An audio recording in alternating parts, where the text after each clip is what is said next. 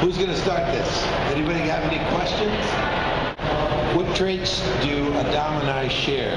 How are we similar and how are we different? I think we both have a strong feeling of trying to do the best we could, and we can. At the same time, knowing that we're pretty much unable to really do much more than just try to live day to day. I think that what made the show really powerful was the fact that it was a commentary on who we are as a human species today in this planet. And I was really grateful that we were able to do this show. How many of you got to see United Nations when we spoke at the United Nations? Okay, just a couple of us. If you ever wanted to see something as to what this show is really about, you should see Battlestar at the UN. Just put it into YouTube. On YouTube, it's free. Just go on YouTube and lock in and see what it was all about. It really does explain a lot about the power of this medium and especially this program. To me, it was probably the finest usage of television that I've ever been a part of in my life, all the way around.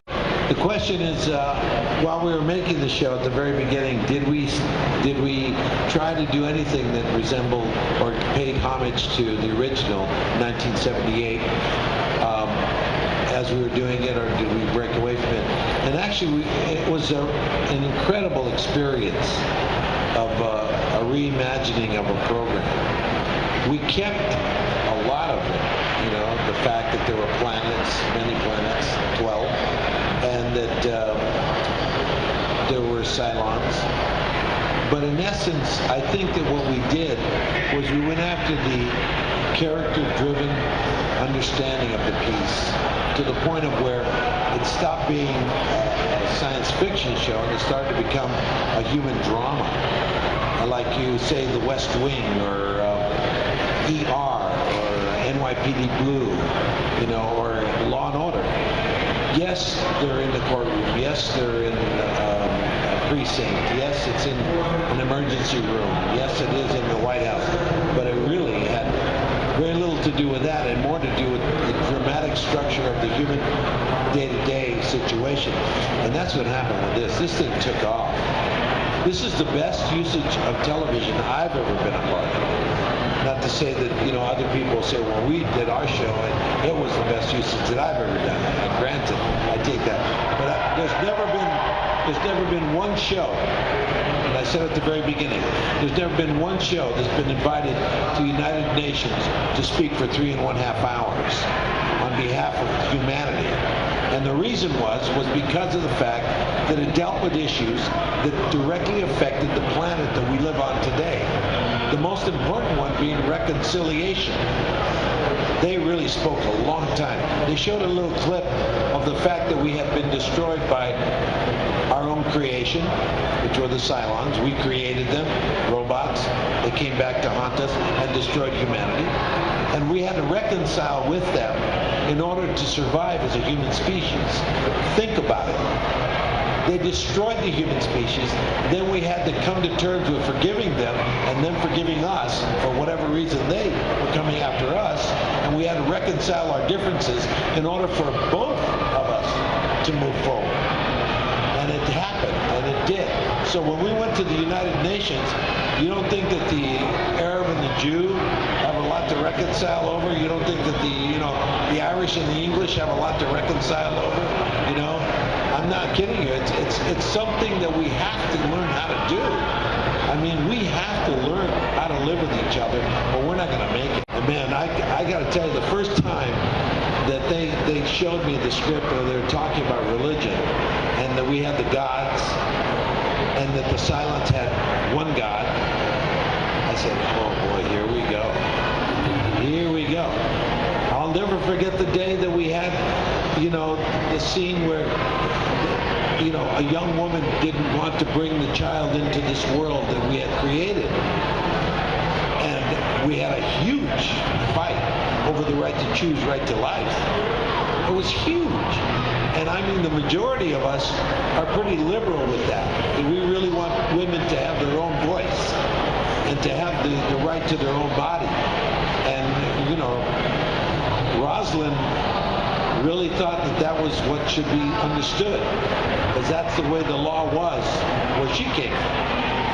And I said, excuse me, man, I don't mean to step on your laws, but as of right now, nobody is going to kill any human being under my watch. And so I want everybody to go out and have children. Everybody start making babies. Even hot dog. Even hot dog.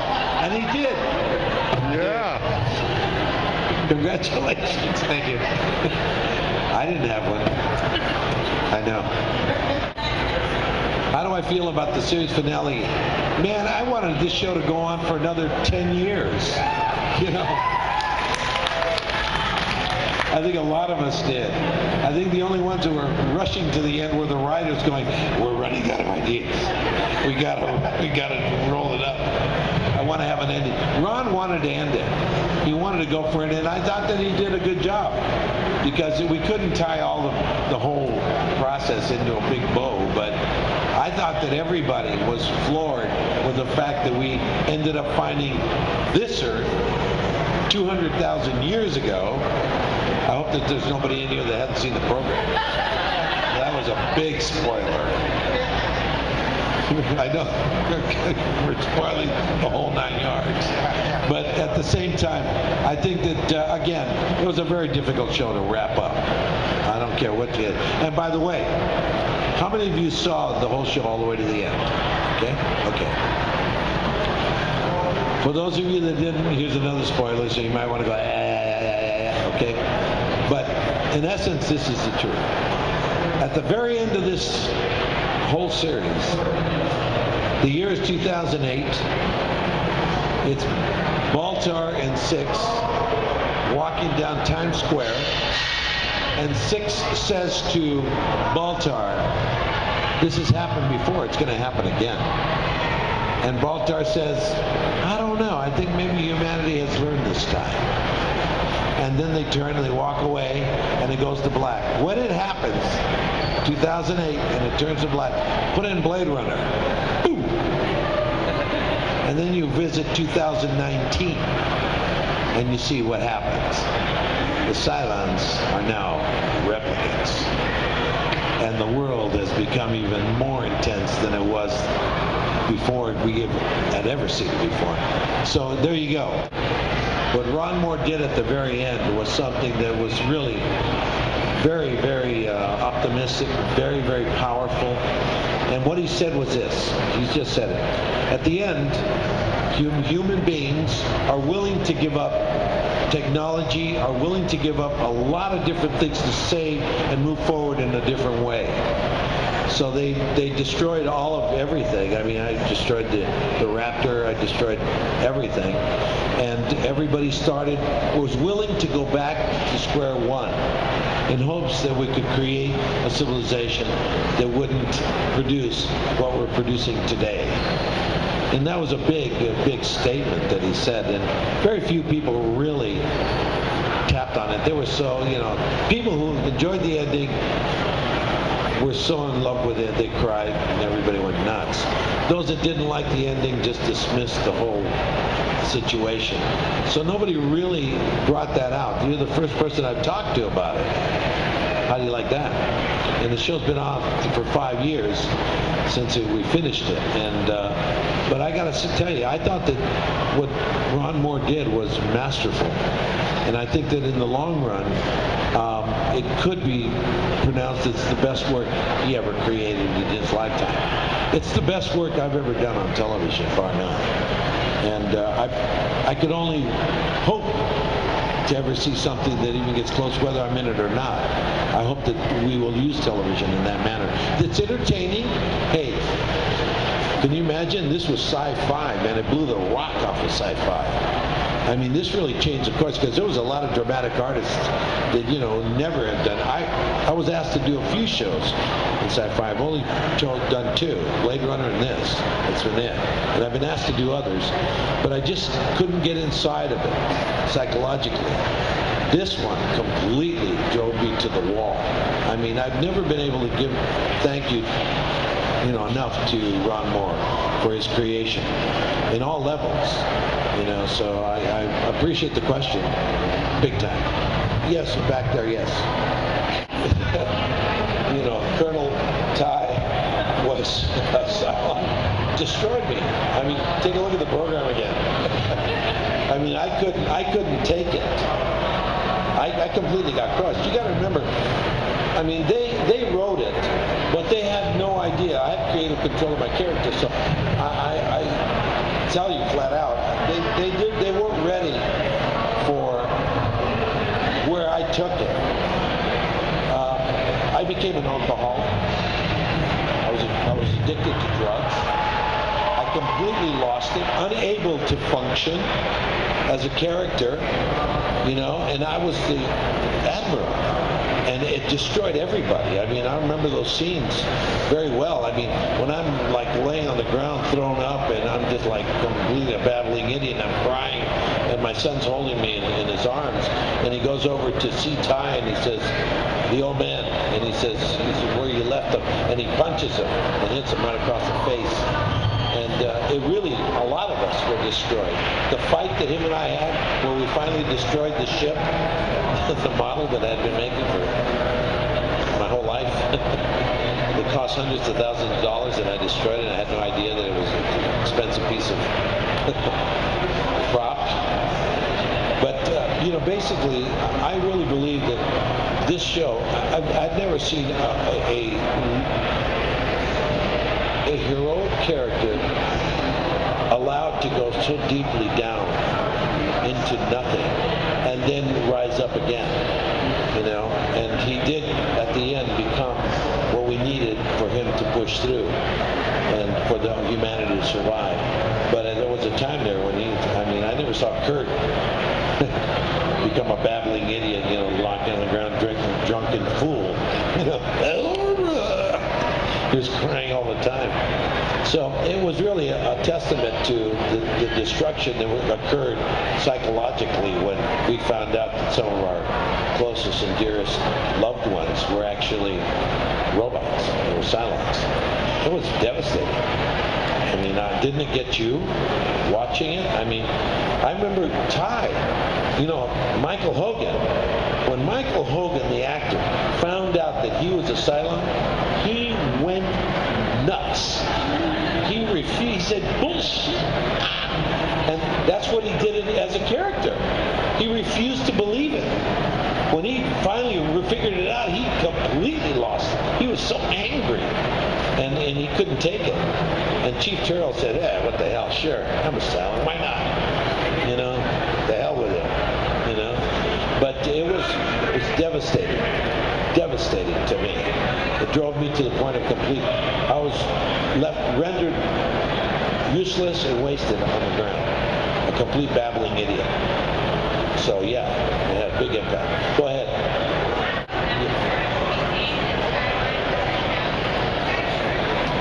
Did I created that? I created the moment. The moment was not written like that. Yes, it was the very first scene that we ever shot. It was a scene that has become memorable. I had never performed with the character. It was the first time that I put on the suit and I'm standing there, and we were inside the hangar, and it was the funeral. They had done a couple of shots in the morning between Baltar and 6, and they were trying to find their relationship. It was the very first day. And I'm standing, it was right after lunch, and we're standing there, and the whole team was together, first time ever. Nobody really knew each other. I had never worked with Mary before. I'd never worked with, any of these actors before. And we're standing there, and I'm waiting for it to start, and it was written differently.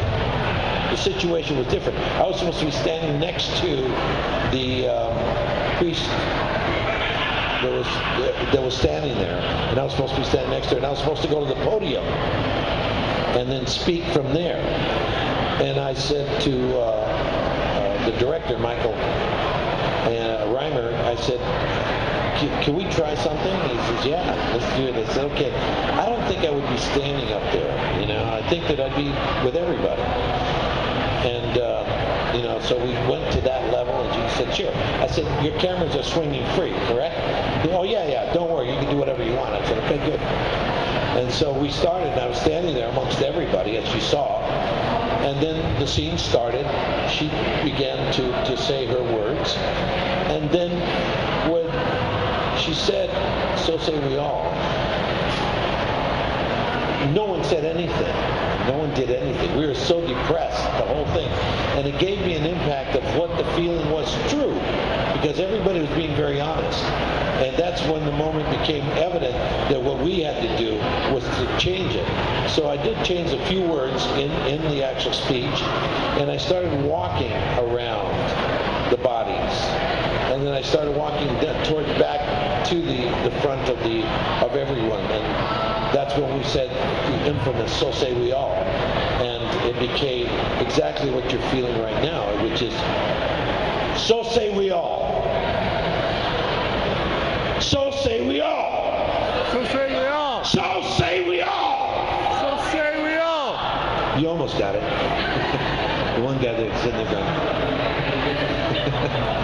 But it became that. It became a moment of unity in which we all had to come together. And you could feel it. I mean, when you finally do say, whoa, wait a minute, boom, let's try it. It became that, and it really worked. And David Icke called Ron Moore, and he said, this is amazing what has just happened in this room.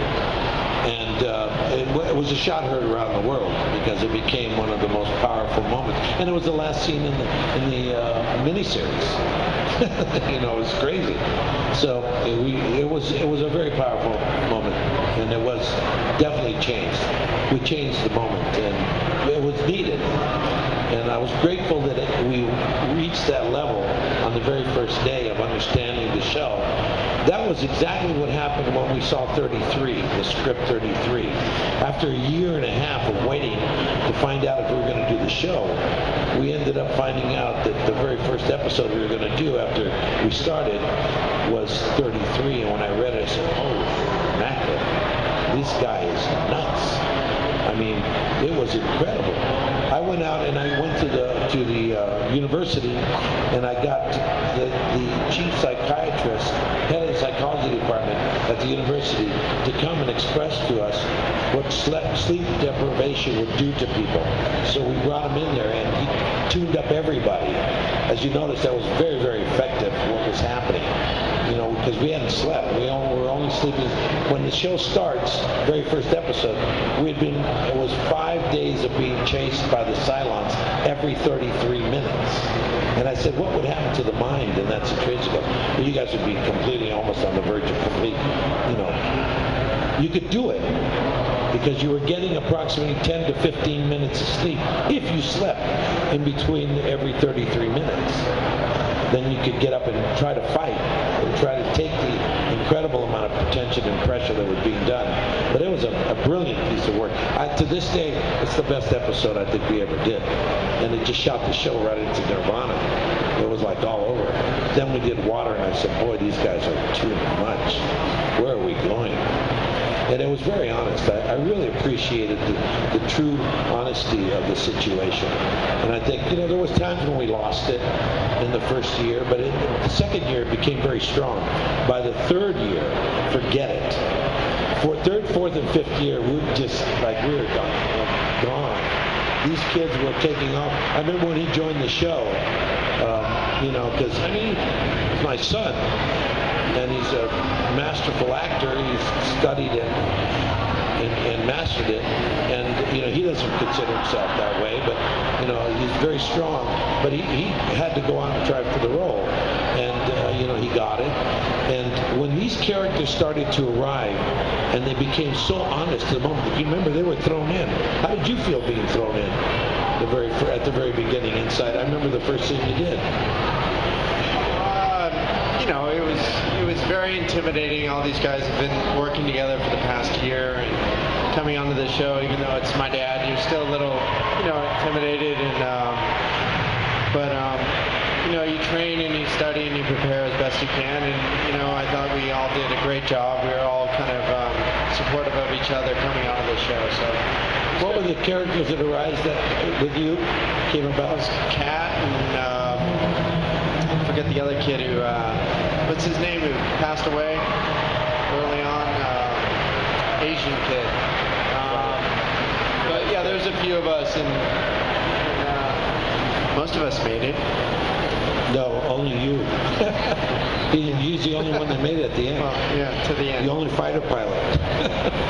Everybody else had lost their lives. Yes.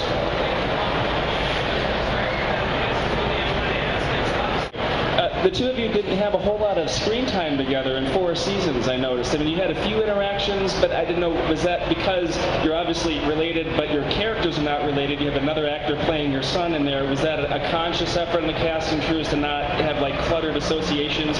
Or did it just happen that way, that you just didn't, the way the writing fell, you just didn't have a whole lot of time together on screen? I think naturally we're just rank-wise in the military and service, I was a young nugget, you know what I mean? I was a young fighter pilot. There's no real need for my character, in a sense, to be in communication with the actor. I just don't think that was really part of the story. And it was such a grandiose cast and story that, it just, you only have so much time to really get involved. But, we shared multiple scenes together, but actual dialogue and script, not that much. Very, very much for coming here.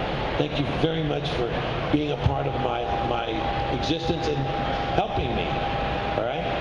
But I say to you honestly, I can't. I mean, when I did Dexter, had they not told me what the situation was, I would have never done Dexter. I couldn't be in Dexter. I mean, whoa, what a program, until they said, really, it's a psychological situation that happens amongst people. And I started to study the situation, and then they told me, you're not even there. You're in the refrigerator. I said, oh, what? And then it was a schizophrenic understanding. I said, I've become part of a human condition that is very well known throughout our planet amongst human beings. So I ended up going and doing it. It was a very incredible experience that I will never forget. Dexter was, whoa. What a show.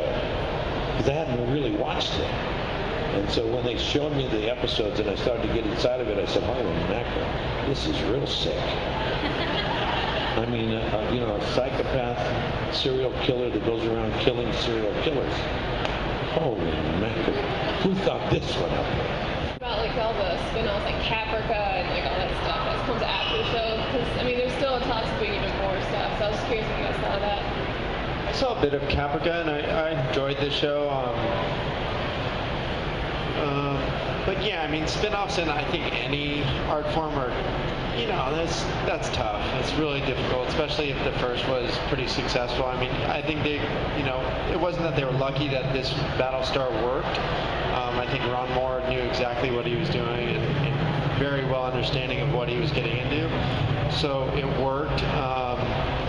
Where the other shows, they're entertaining, but they have a lot to that's a lot to live up to, I think, coming off of the current Battlestar. So it's a technique, okay? So we're ready for it. You hope that you don't have to ever experience some of the things that we experienced. Similar to, I don't know how many of you saw Selena, the movie Selena. Anybody see it? Okay. Those of you that saw the movie know that that was about a young woman, 23 years old, who gets shot in the back, okay? That movie was that's the hardest movie I've ever made in my life. Because every time that I would do the performance and we were happy, laughing, that the record went on the radio, the day that she won the Grammy, her performances are beautiful, people love her, the fun times in the truck and all that. Those were all real moments that we were dramatizing and making come to happen. But every time we finished one of those scenes, the only person that was from the family there was the father. And the father would be turned away from the scene in heaving sobs, almost on the ground. having to experience this and knowing that 15 months ago his daughter was alive and well, and all of a sudden now 15 months later they're making the life story of their family, and at the end she's dead. She dies. It was ridiculous. That was hard. In Battlestar, the difficulty is taking it to the full extent. Now, every time we go into a scene that was just like the end of the world, and we're dying, and everybody's on the deathbeds, and we're, by cats. I remember that scene with Cat. That was really hard. The scene with when Starbuck tells me that she killed my son. I mean, but technique allows you to go there at the full extent and then pull out and just say, are you okay? Yeah, are you okay? But you never get over it. Once you go there, you never get over it. So yeah, it is a very difficult situation. And all the stuff in Selena, I never got over that. I never got over watching the father against the wall, just screaming and just like completely in heaving sobs. The mother never came around. The mother went to I think 2 hours of the concert that we did inside the concert hall. But, Jennifer Lopez did such a brilliant job. She looked like Selena. She felt like Selena. So when you saw her performing and it was really Selena's voice and she was lip syncing to it, the mother couldn't take it. She had to leave. She just said, no, I can't be here. This is, oh my God, I can't do this. And so, yeah, it becomes very difficult at times. But you have to understand what you're doing. Because if you don't, then you will be getting into trouble. Yeah. If you haven't seen Portlandia, go on YouTube again and put in, Portlandia, the Battlestar Galactica. What a great thing they did. I don't know if they ever write something else, I'd be down there in a second. I thought that was the funniest thing we did with the whole, situation. I loved it. I love Portlandia and I love those kids. They're great. They're very funny. Very good. Basically, you had to contemplate assessing the Admiral King. What was your impression of that storyline? Oh, you mean in respect of the two admirals going at each other? She had me whooped. Jesus, she was incredible. I mean, I was a commander. I wasn't the admiral. I wasn't an admiral then. So she was in charge of everything. When we ran into her, she became like, she was the admiral. I was a commander, one of many. So it was a situation where I really respected her. Little did I know it was going to go south as far as it went. I was really blown away. That's again, the writing I really enjoyed the writing of this show. It was a lot of human elements that really proved to be very effective in the understanding of how to tell story. They did a great job. Ron Moore is really, and all the writers, I take my hat off. But a lot of you, how many of you blogged with the writers? Did any of you blog with the writers? Let me tell you what happened. Interesting. You write a script. That script then is at a level, very high level. But when you put it into production and you put it on its feet, it comes alive and it goes to another level. So if that level was strong, the next level is incredible. Then you get to the next level, which is you take it to post. And in post, they put the music, they put all of the special effects, they edit it so that everything psychologically is perfect. And then all of a sudden, man, that takes it to a higher level. And that's usually where shows used to go in old days, okay? Until 2003. When all of a sudden we had computer systems and we were connected as a planet, and all of a sudden people the minute the show came out, anywhere on the planet, those people would immediately start to talk about it online. And then all of a sudden, the writers started to blog. So all of a sudden the show went from the level it came out to a higher level of awareness and understanding by people who were blogging with the writers. Hey man, what I felt was, that this meant this and that this meant that, and then the writers would go, that's exactly what I meant. Yes, I agree with you. You are so smart. You got it. You really got it. And therefore, the show went to another level. So the writers started from that level to continue to write. And all of a sudden, so the people were augmenting the show as well as in a level that we had never been able to get to before. That's why the show went through the roof. The writers were not afraid to interlace themselves with the community that was watching it, and they would get ideas. So, whoa, thank you very much. Yes, that's exactly what we were doing. Oh, you're just right on. Yes. So that really, technology really advanced the art form also. So it's been an incredible journey all the way around. Question? Yes, sir. Going back to the Cylon reveal that happened in almost the last season there, how closely guarded a secret was that, and how far in advance did the actors, or for that matter the rest of the cast, know ahead of time? We found out the same way you did when we got the script. When people were going to die, they really didn't know until the script was finished, and then just before they handed it out at the table read, they would calmly go over to the person and go, "Can I speak to you for a second?" "Yeah." And they'd walk away with them, and then they'd come back with tears in their eyes, and they'd come back very sad, and we go, "Oh, shit." Oh, no. And we'd start to read, and sure enough, man, we'd all be crying. Because not only were we losing a person from the story, but we were losing, one of our actors. That was it. The person, that was it. Kat, when she died, it was very, very sad.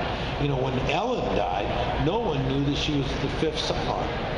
So at that time, when she went down, we just said, "Gosh, Ellen, we always thought that you were, we thought you were a Cylon." A lot of us thought that she was a Cylon just by the way she was at the very beginning.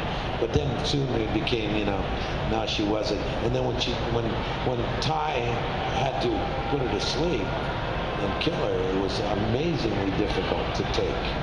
And you saw the scene. It was brilliantly acted by both, Kate Vernon and Michael Hogan. It was a brilliant piece of work. And, so yeah, we were very, very non-aware. We found out the way you guys did when it was written. All of a sudden we all got, "Congratulations, you're dead." Oh, man. And everybody would, we got very sad. When we'd read the table reads, we were very, very strong. Because emotionally, you were finding out what the story was about. So it was incredible. Question? Yes?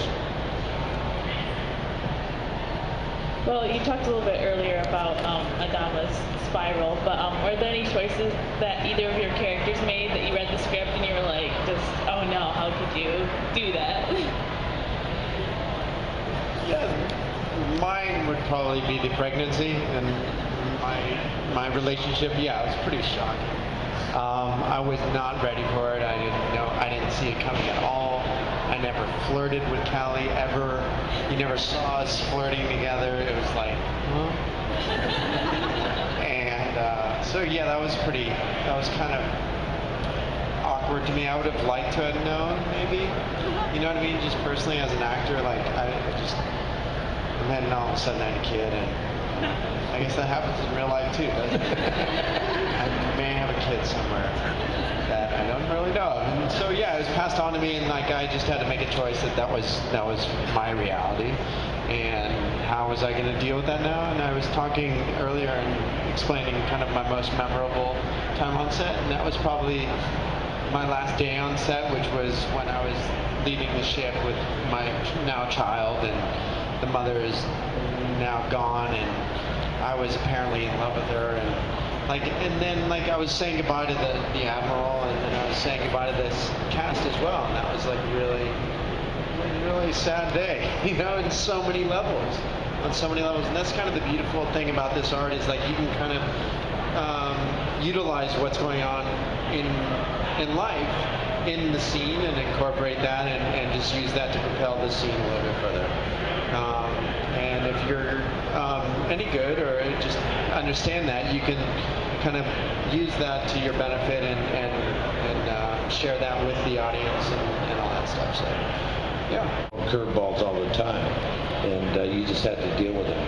And it was good because I enjoyed it. I enjoyed taking it further than the writer had written it. Because that's really what I did. I turned around and said, "Oh, he's taking a drink." taking a drink, the guy's getting smashed. You know, and they'd see the dailies, they go, holy crap. What the hell's going on here? Okay. There you go. What? It's just, whoa. Guy out there, it was a So Say We All frack you shirt or whatever, and he says to me, he goes, did you notice they ran out of food, they ran out of everything, but they never ran out of liquor? Never. Or cigarettes. We were making it. We had a brewery on there. Remember we had a bar? We set up a bar. I mean, I thought that was hysterical. I mean, I think it was on one of my directorials that they created the bar. No, I think it was the episode before mine. But I used it, and boy, what a crazy! It was crazy what we did. I really appreciated their imagination. It was amazing. The ship that had the recreation. It was like, so what is this? I said, yeah, well, you know, it's got sunlight, it's got everything you want. You know, and I go, Jesus Christ, you guys are nuts.